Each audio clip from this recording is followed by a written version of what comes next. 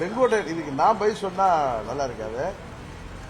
அடக்கத்தோடு சொல்றேன். அன்றைக்கு அவரை கவர்னரை பார்த்து நாங்கள் மனு கொடுத்தோம். அவர் மினிஸ்டர் லிஸ்ட் கேட்டப்ப எழுத்த ரூமில் உட்காந்து நான், பழனிசாமி, அவர்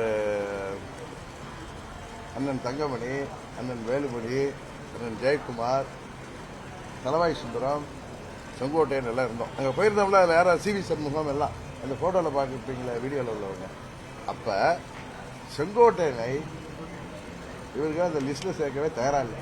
அது எப்படி யார் சொல்லி சேர்த்தாங்கிறது அண்ணன் செங்கோட்டையிட்ட கேட்டு சொன்னாதான் நல்லா இருக்கு. நான் சொன்னா நல்லா இருக்கு. சரியா?